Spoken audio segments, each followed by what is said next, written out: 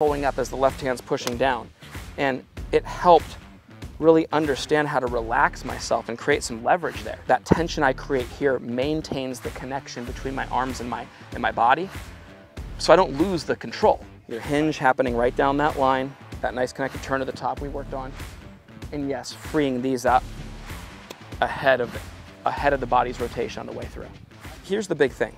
When I'm setting the club here, one of the secret parts about setting the club, you guys, is my right hand grip. I mean, look at how my right hand grip holds the club. I can barely hold on without my left hand on. I almost can't hold the club. And look, if I turned it, it would just fall like out of my hand. Because it's literally only these two fingers with a little bit of my pinky wrapping around my other finger here. But I have, look at this. These guys come in here and are gripping it. Now that's in my fingers and increases angle going back and lag. It adds a little bit of that fluidity to the swing that you see with the better players and not the rigidity. So the rigidity that dumps the club early, you know, that comes from sometimes a palm grip, and then there's no hope there. You can tell the person all you want to hinge it more, they're not going to do it. Get in the fingers and then watch. I literally sometimes used to take my right hand off of it and just get like this look, where I feel like the trigger finger is pulling up as the left hand's pushing down. And it helped really understand how to relax myself and create some leverage there. But you know, what's funny, when you watch me do it, it never looks like that. But the feeling is that I'm doing this. And you know, watch, I'll just kind of relax my hands a little bit. I'm not gripping 10 out of 10. Okay, that's me feeling like I'm, you know, more of a 5 out of 10. Now, I'm not a believer at all in being like soft, like you can like let go of a baby bird, you know, or I think it's always BS. It's like, you give me a break. That's the connecting point to the club. You got to hold the club, right? So 5 out of 10 is where I want to be. Sometimes I'll be honest with you, I'm probably even like a 6 out of 10, but I'm in the right position in my hands. I'm in my fingers, which allows for there to be angle and leverage created. So what I like from you is, this is the talk that you need to hear. Make sure it's in the right part of your hands. Your core is tight. From here up, I feel like I can take a punch. My arms are incredibly loose. They're not stiff. A straight left arm doesn't come from me extending this arm. It comes from me just keeping the distance between, keeping connection, and actually rotating my body, and then my arm stays there. If my body doesn't turn, my arm goes across my chest. So we don't need to be stiff here. We just need to be relaxed in the arms. So my arms are very tension-free, and what's nice is when they're tension-free and I have my fingers gripping the club and not the palm of my hands, okay, that right there allows for us to get that nice snap to it that we need, okay? And that's, you know, all that I feel when I do that is I'm able to set it. That tension I create here maintains the connection between my arms and my body, so I don't lose the control. Soften up the arms. So take some practice with me. Yeah, feel in the fingers. So get that right hand, there you go, there we go. I like that right hand on the grip. And now feel like a little more set with relaxed forearms here. Sync it with the turn. Beautiful, beautiful. Hit it? Yep, let's do it. And just feel, like I said, more set going back, and like you're swinging the handle on the way through. Yeah, I mean, let's just do that all day. I'd take that for you. That was beautiful. But the whole point, like all I wanted you to know, yeah, and hey, knuckles on that, that was good. You get so freaking stiff and it just dumps like that. But if you get a little more of that softness, and then the rotation we talked about, that the bottom of the swing will get more over there. Yeah, and weight of the club do the work. Exactly. Thanks. Do you get the idea though? Oh, yeah. Okay, that's big. And you know what? I'm glad I'm back down here again, because you are getting better. But I want to see, you know, today. This is what I was going to give you a really hard time about. Okay, please. You need to make sure you have a process for your setup. Okay. Okay, much better. And let me tell you what I need. What I want you to exaggerate out of that. None of that's wrong. None of that's wrong. Pop over there with Kev real quick. I want to show you this. Okay. So my mentor, Todd Sones, taught me like this. Right. He always taught me, hey, from a neutral position. It's hip bump 1 inch that way, chest 1 inch that way. A lot of times what people do, even though I do like keeping this still literally and moving, and I always preach that, and that is the truth, what happens to people is when they bump their hip, everything moves. And that's what happens to you. And then it puts you in front of it. And then you get that forward shaft lean.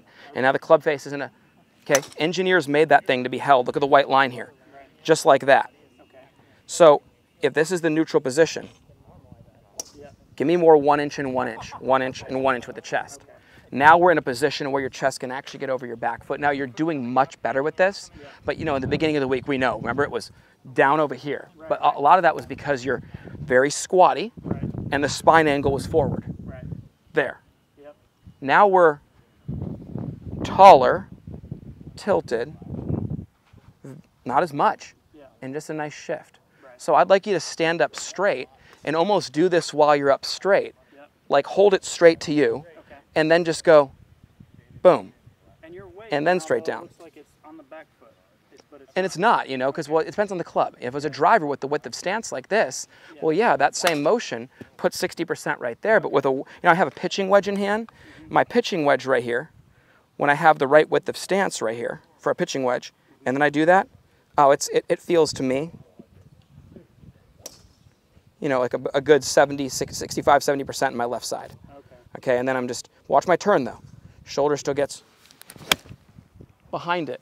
And you can see that, you know, allows me then to get through it more on the way down. And that's why I'm having everybody understand today is, you know, your recipe is this. What is your body doing? Learn the turn. And what are your arms and hands doing relative to that? The turn is, hey, we're here, post, brace, spine angle, so we can be where? Boom, right over that line with our turn at the top of our swing. With our T-spine maintained, like that. That's the head not moving and you turning. That's just connected to your spine. So when you turn the right way, boom. If I go down and forward, look at the head. If I go down at all, look at that. You know, we don't want that. We want to be right around your spine angle. And that's for you, you know, to work on. Then what do you marry up with that? Your hinge happening right down that line, that nice connected turn at the top we worked on. And yes, freeing these up ahead of the body's rotation on the way through. Okay. When I watch your swing, it feels like it is initiated by the hips, whereas when I do that, I'm just way too behind it. So well, you know, I guess I have to correct that first. I'm a little fortunate in that you're watching a lot of rotation there. Yeah. Watch my hand speed relative to that rotation, okay?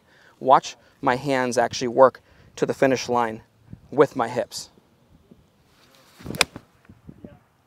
They're moving, aren't they? Yeah. Okay, so the whole point is I'm lucky for me that I've worked hard enough on sequencing my transition to where my first move feels like my back stays to the target and my arms go and my chest follows my arms. Yes, my hip and the grip are going, but I don't feel my upper body moving with it, which is where people get really stuck. Okay. So for you in here, all I want to see is straight up, more bump, more tilt.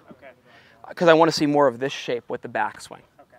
That then is going to put you in a spot where you then can rotate back through the ball we talked about. Remember the bottoming out with the driver? Forward and then backward, right? If we get you backward, we can start rotating around your left side forward, okay?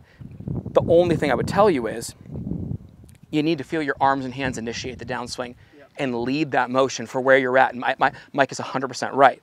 So here's me. I want you to see this. Here's me feeling my arms and hands initiate. You know, it's going to look pretty normal, but my arms and hands feel like they're the first thing going. Okay, and I still finish the swing and I'm still fully rotated. It just feels like my arms and hands got ahead of my body in transition there. You know, it's funny. It's like you skip a rock. We talked about this down there. You're going to lead here, and then everything goes like that, right? You just can't leave this behind. So, you know, when you watch the swing and you see the zip that it has through there with just a wedge, you know, the arms and hands really have to get moving through there, you know? Okay, it's good. All right, bud. Yeah, so I would just, like I said, after lunch, we'll get right back into this. At Porzak Golf, we take a lot of pride in having developed some of the best and most consistent golf swings on the planet. We do this through simplicity. Our Full Swing Masterclass will take you on a step-by-step, easy-to-understand process on how to get your golf swing better than ever. Join the many before you who've utilized our Full Swing Masterclass to take their games to the next level and beyond.